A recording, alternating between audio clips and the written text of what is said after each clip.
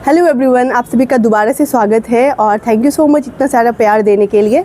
जैसे मैंने पिछले वाले वीडियो में बताया था कि नॉर्मल डिलीवरी या इंस्टीट्यूशनल डिलीवरी जो हॉस्पिटल में कराई जाती है वो उसके ऊपर मैंने बात कही थी। अभी हम बात करते हैं कि अगर बेबी बर्थ हो जाता है, अगर बेबी बर्थ हो गया है तो उस सिचुएशन उसके बाद हमें क्या प्लान करना है। हम चाहते हैं कि बच्चा नेगेटिव रहे, तो मैंने जो किया है जस्ट मैं वो शेयर कर रही हूँ। मैं कोई डॉक्टर नहीं हूँ कि मैं आपको कुछ नया एडवाइस करूँगी। मैंने जो प्रोसेस फॉलो किए हैं वो लाइव एक्सपीरियंस है, वो जस्ट मैं शेयर कर रही हूँ। सो जैसे ही मेरा बेबी बर्थ हो गया तो डेफिनेटली मैं 8 दिनों तक हॉस्पिटल में थी, लेकिन मेरे फैमिली वालों ने सडनली वहाँ पे जाके उन्होंने नेवरापिन ले करके, नेवरापिन का जो ड्रॉप होते हैं वो बच्चों को पिलाया, क्योंकि वो ज़रूरी है। जब तक हम अगर वो नहीं पिलाते वो हमारा बच्चा नेगेटिव का चांसेस बहुत कम है। सो आपको गवर्नमेंट के थ्रू एक नेवरापिन का मेडिसिन दिया जाएगा जो 45 दिनों तक कंटिन्यू लेना है।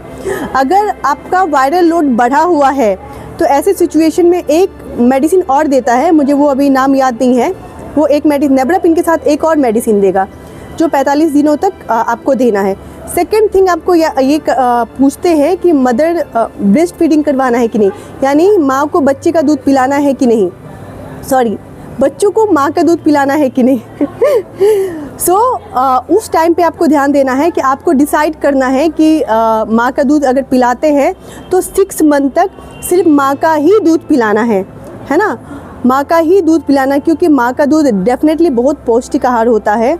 और जो मिडिल क्लास फैमिली है, गरीब फैमिली है, वो बाहर का दूध अफोर्ड नहीं कर सकते हैं।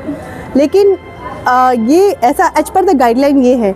लेकिन अगर सच पूछो तो जब मेरा ऐसा सिचुएशन हुआ था, क्योंकि मैं बहुत डरी हुई थी और मैं कोई भी रिस्क नहीं लेना चाहती थी, तो मैंने बाहर का ही दूध पिलाया था और बहुत महंगे पड़े थे। मैं कभी आपको सजेस्ट नहीं करूँगी कि आप बाहर का दूध पिलाएं, आप माँ का ही दूध पिलाएं। लेकिन ध्यान रखना है, अगर आप माँ का दूध पिला रहे हैं तो माँ के जो निप्पल्स हैं उसमें कोई कट ना हो जिससे कि बच्चे को ब्लड मुँह में डायरेक्ट जाए, तो ये आपको खास ध्यान रखना पड़ेगा।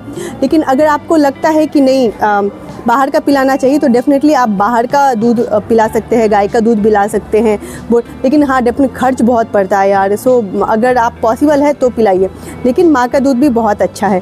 सो मैंने कंटिन्यू 3 साल तक बच्चों को बाहर का ही दूध पिलाया था।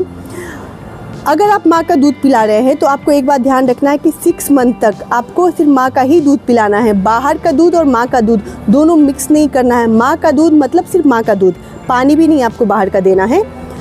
अगर 6 मंथ कंप्लीट हो जाता है तो 6 मंथ के बाद आपको कम्प्लीटली माँ का दूध बंद करना पड़ेगा, क्योंकि जब बच्चे खाना खाते हैं और दूध दोनों साथ पीते हैं ना, तो उनके गले की जो है वो फट जाती है, जिसके वजह से खाना खाया तो डेफिनेटली लेने से थोड़ी सी फटती है। और उस टाइम पे अगर आप माँ का दूध दे रहे हो तो वो दोनों कनेक्ट होता है। तो अगर आपने उनका जो खाना शुरू कर दिया है तो आपको दूध स्टॉप करना पड़ेगा और खाना जो है उनकी पौष्टिक आहार आपको वो कंटिन्यू करनी पड़ेगी। ठीक है। सो आगे का जो चीज़ें हैं वो मैं आपको नेक्स्ट वीडियो में बताऊँगी। तब तक के लिए बाय बाय।